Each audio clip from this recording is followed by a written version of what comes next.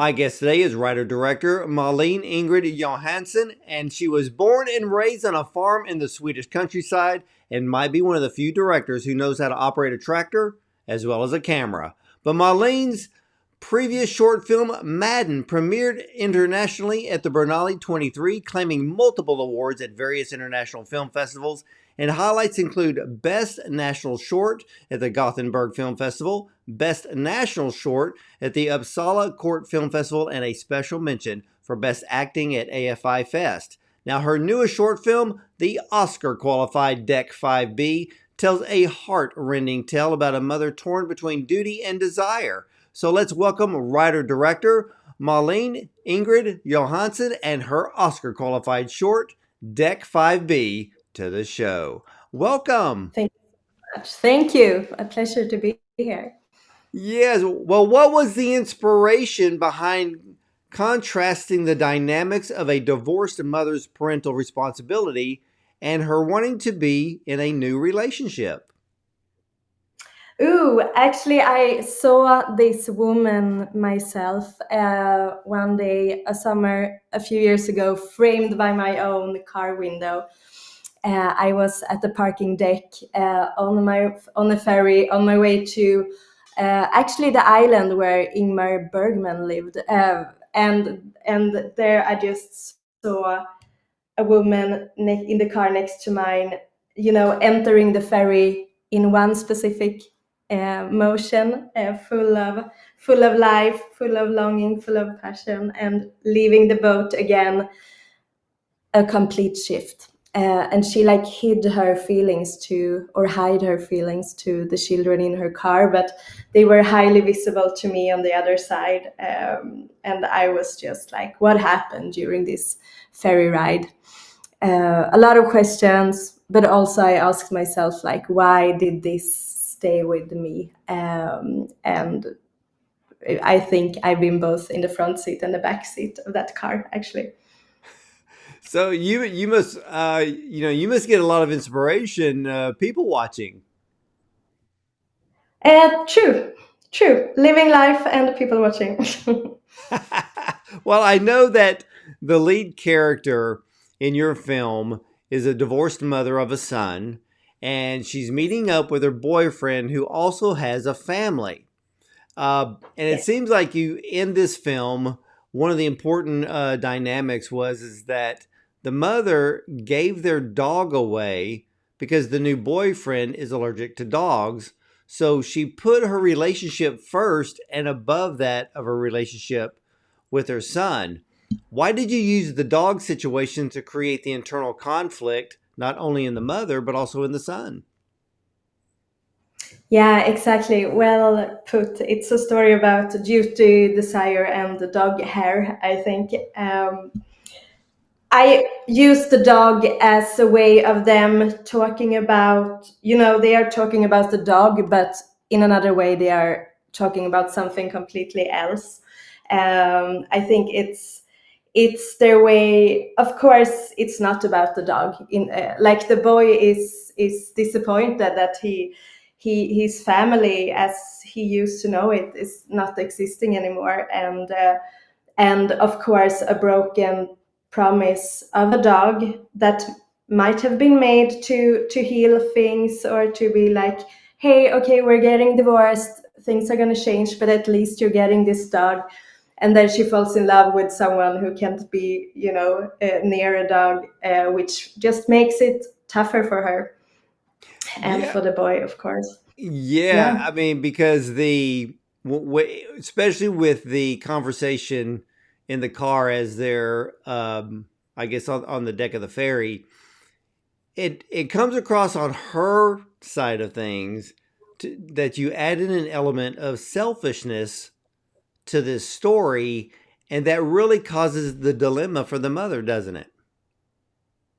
Yeah, I think it's very interesting to ask, when are you as a parent allowed to put your own needs first, and how does that affect how the audience or how the society look at you?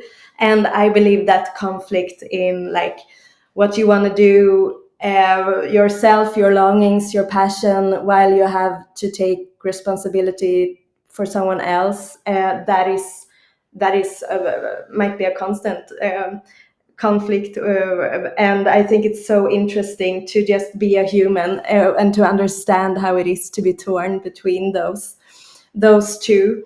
um, of course, I think also what we expect of mothers could be, you know, to always put not their own needs first. So it's easy to yeah, feel that she's selfish, but she's also heavily in love, and I don't think that is a choice. So in a way, she's just acting on that force, and maybe she hasn't really thought about the consequences Yeah, you know, yet. you bring up something that a lot of people need to start remembering is that it's the mother that gives the most in the relationship because she's the one Hmm. always taking care of the children and Hmm. um and really not as appreciated. And you actually kind of bring up a small element of this in this film because I did feel sorry for both the son and the mother because Yeah. new relationships they cause friction, especially if, and then you actually highlighted this in an interaction where the ex-husband he's not sympathetic at all, and she's trying to move on with her life in a positive way. He doesn't care, but then he brings up the point that he thinks she's moving too fast, but he doesn't have a say in this. It's the price we pay for our freedom. I think it's freedom is not always liberating. It often comes with a price, and I think this she thinks this ferry boat will take her to the vacation of her dreams, but in a way it takes her to the exact spot where she's at in her life. And this there's of course a lot of people involved. It's not easy, and he's not making it easier for her either. No, not at all. And they're in that scene when they're on the parking deck, and of Yeah. course she and her son are waiting in the car. She finally gets out. The son stays, but she walks over to see her boyfriend who's in a car ahead of her. But the son, um, seeing his mother kiss and hug another man was very difficult because she's hugging someone that is not his father. And Hmm. but this story wasn't just about the mother's tug of war between being a mother and being a girlfriend. It was also about how children are forced to accept the decisions of their parents, correct? True. True. Yeah, I think it's so ambivalent and ambiguous, and there's so many layers to these situations, and I think this is of course about her also feeling guilty, and the topic of guilt, but I don't think the kid is necessarily putting it on her, or he's not, but she mirrors herself in her eyes also, or in the kid's eyes, and and of course this like choosing your own will first, especially I think as a woman and a mother, can easily come with a feeling of guilt. Although I really think as well it could have been a father in the driver's seat here, because this like conflict between longing and duty is very universal, I think, Yeah, and very, beyond. very, yeah, very much so. And yeah, you know, and you bring up something, you know, guilt is a very powerful emotion.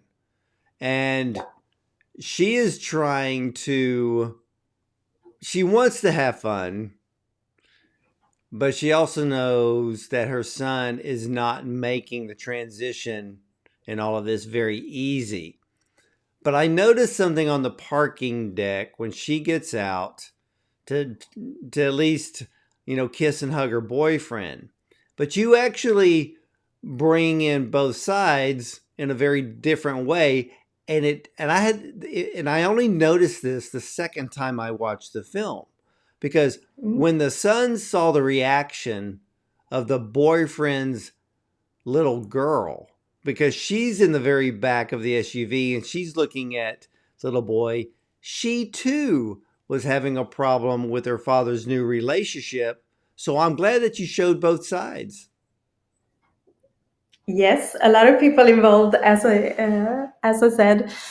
Yeah, I think there's so many layers to it, and the woman I saw myself framed by my car window, she parked her car, she was blushing, jumped out, kissed this man who, like, passionately, who came from another car, and then all these kids just came out from both cars.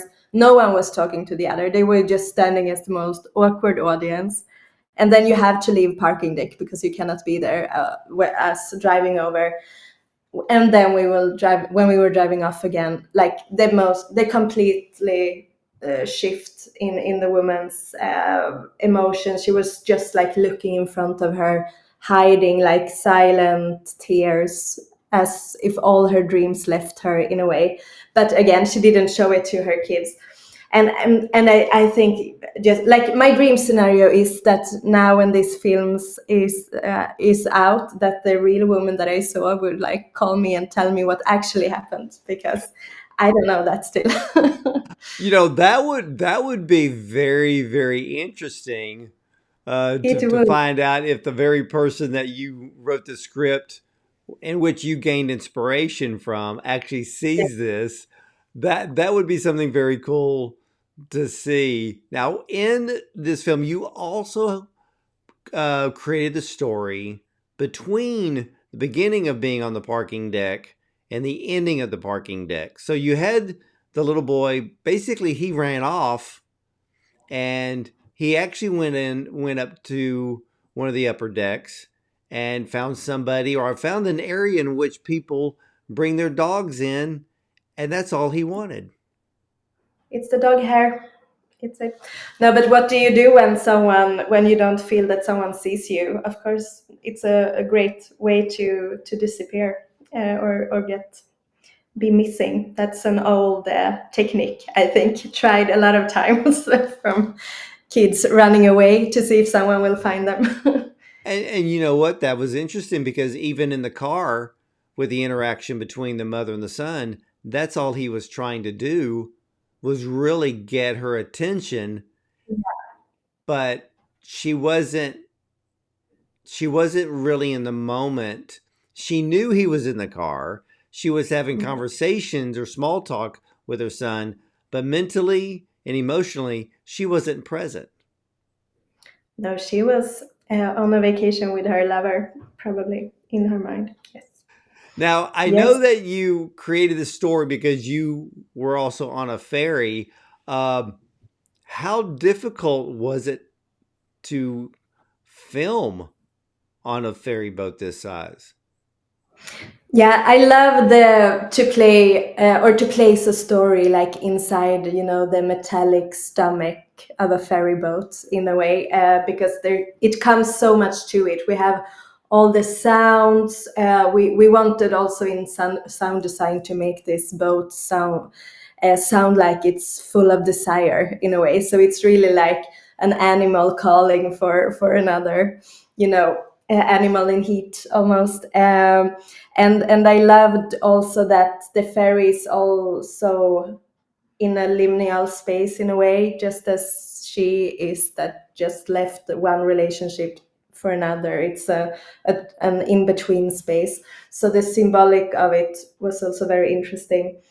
Um, and again, it's a start. But coming to shooting on a ferry, that is, of course, like planning a shoot. Usually, you are like looking at, okay, where's the sun, where is like everything. But this is also adding, like, okay, we have a timetable to adjust to, and this the daylight, of course, in Scandinavia. We shot it in Sweden in November, faking summer. It's like 6 hours of daylight.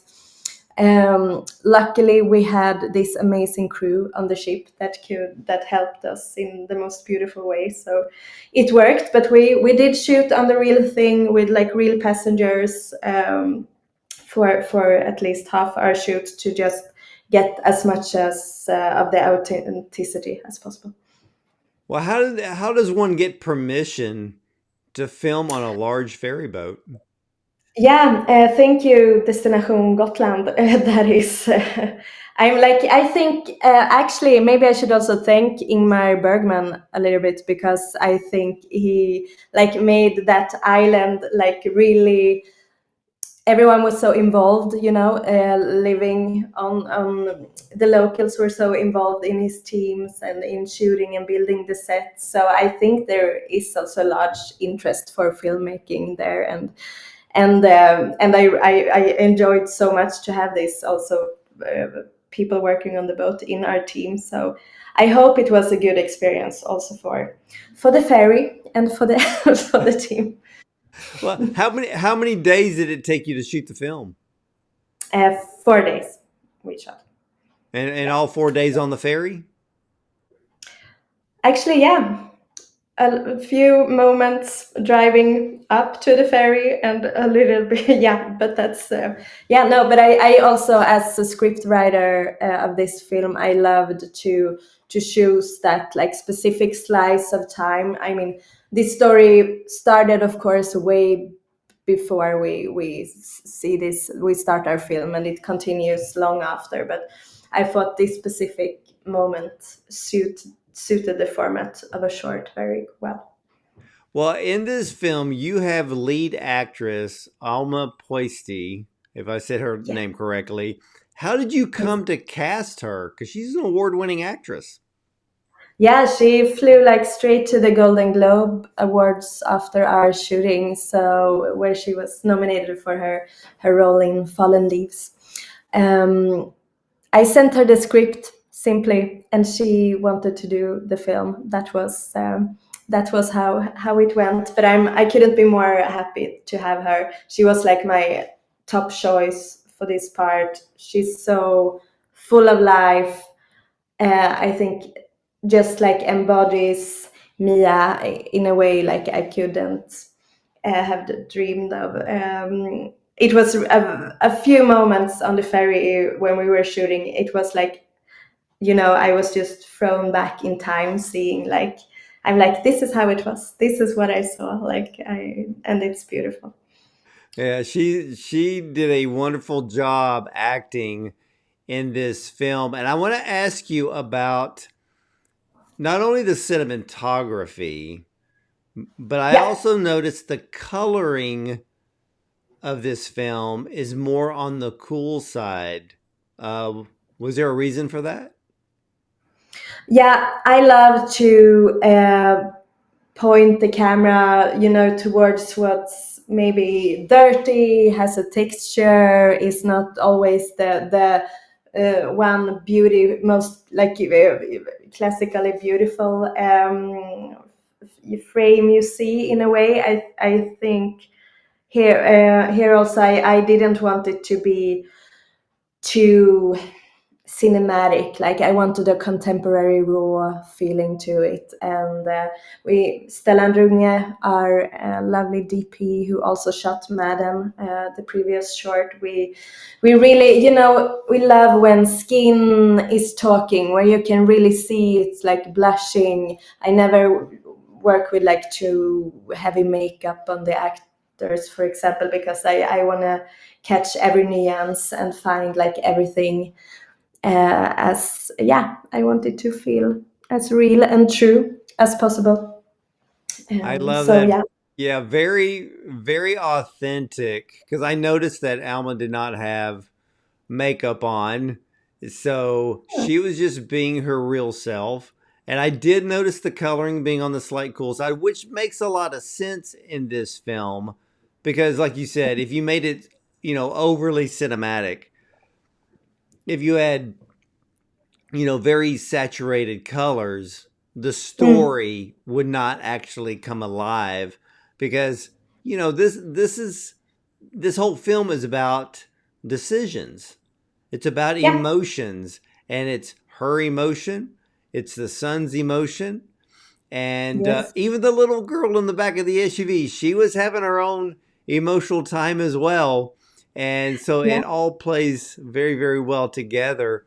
And but with this film, one of the things that I replayed when I was watching this film was the ending shot of the mother driving.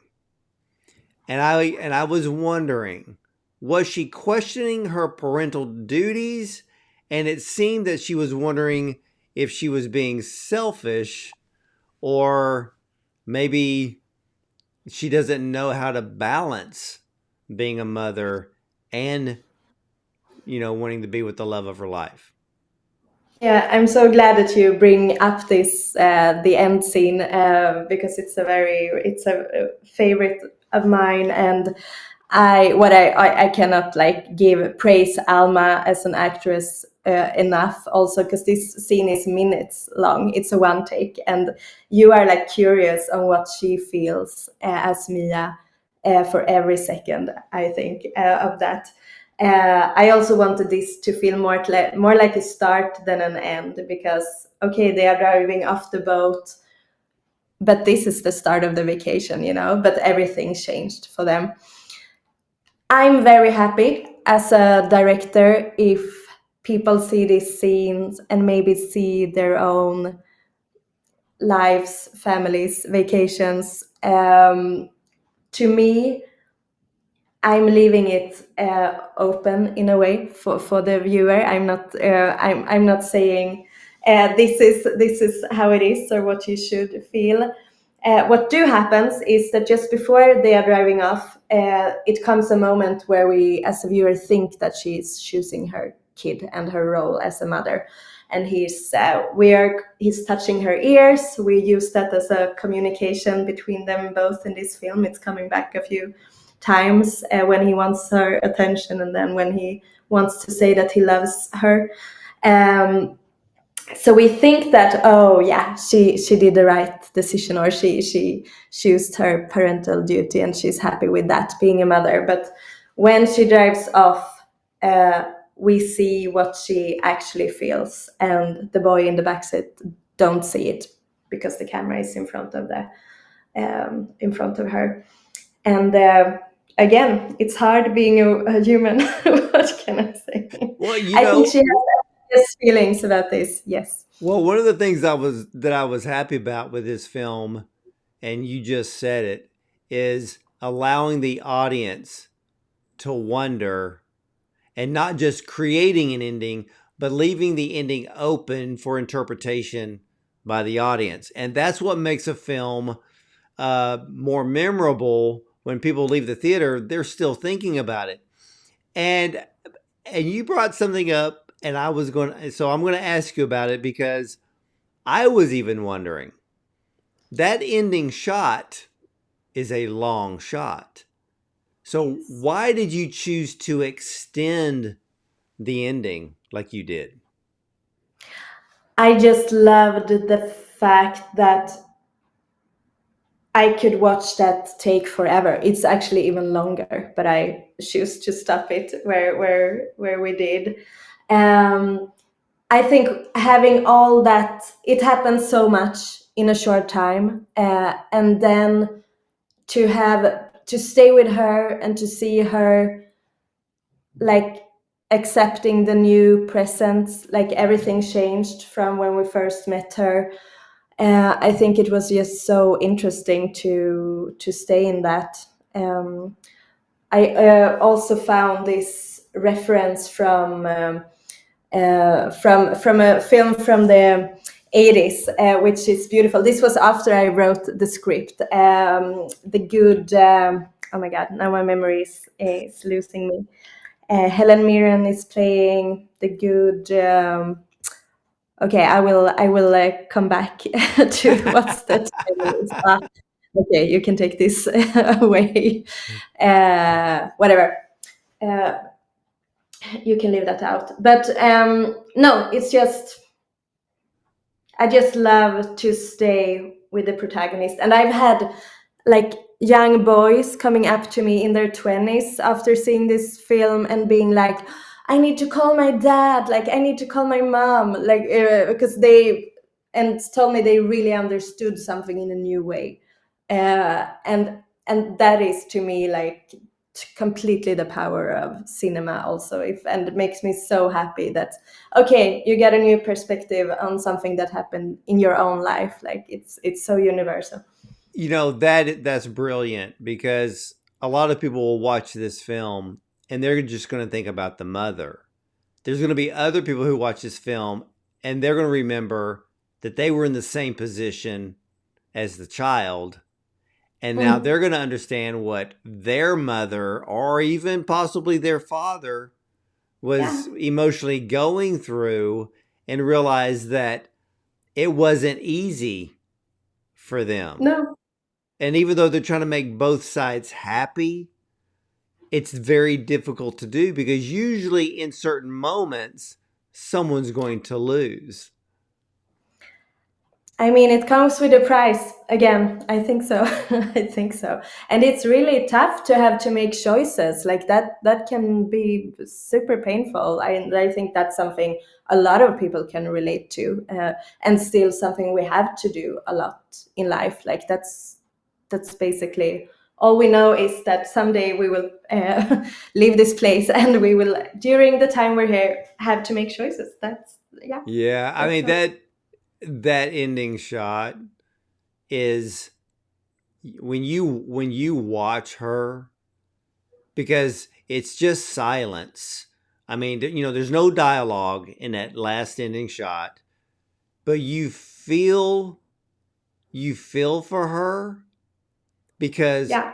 in that moment she lost her joy and you Yes. feel that. I mean, you just don't like feel it. I mean, your heart hurts because she lost her joy. She's like you said, they're going on this vacation. You should be excited and happy, but as and it was in a way it was almost just the same way the day was. It was a cloudy day. Now there's a cloud hanging over her in that ending shot. Yeah, and the sun is shining outside, and the vacation is about to start, and you're supposed to be very happy. Yeah, very well put. It's Well, you have this film has been seen around the world at multiple film festivals. What are some of the common questions that you get during Q&A? the sound people are very curious about often, and because we made the music, Håkan, our composer, made the music very much from our the real sounds, the atmosphere sounds on the boat. So we were using like motors and horns and to create this metallic ship full of desire to echo her feelings. So I often talk about that. Then it is very easy to tap into this morality questions. Actually, it often, the discussion often comes to that also, like to of the choices of the decision making. So I would say that. And yeah, also just no, it's really, yeah, it feels like people often share a lot actually about their own lives, which I couldn't be more grateful for.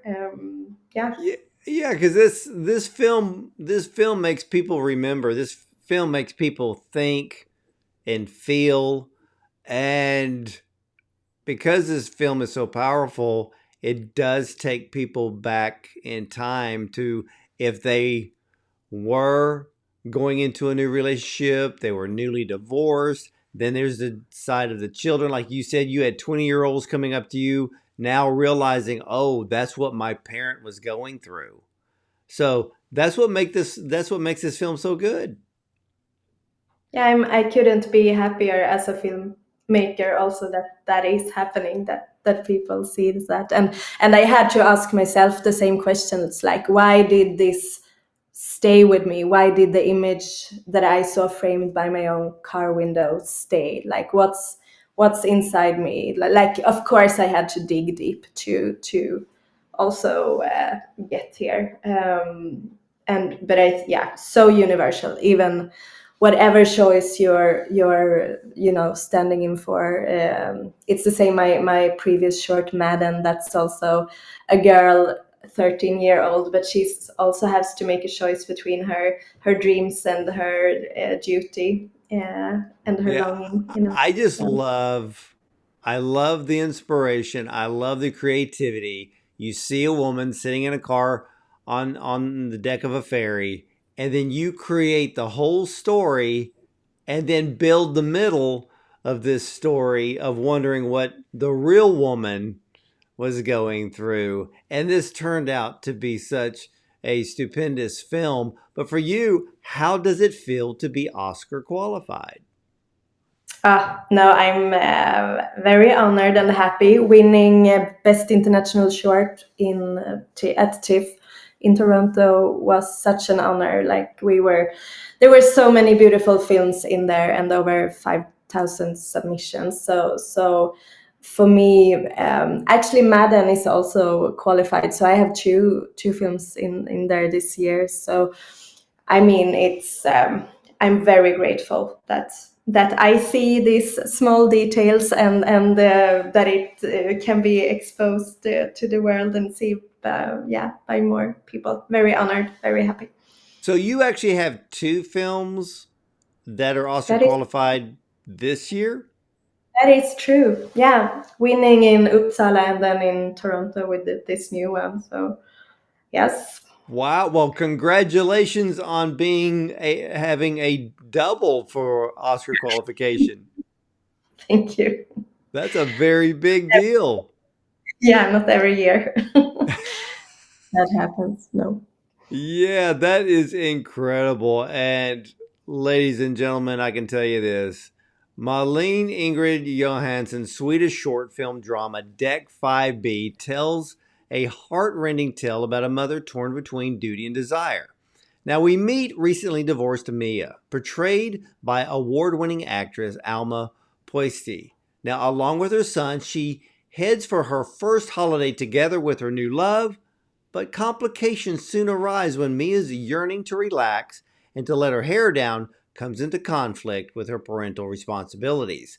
This gripping short premiered at the 2024 Toronto International Film Festival, and where it claimed the Best International Short Film Award, thereby qualifying for the 2025 Academy Awards.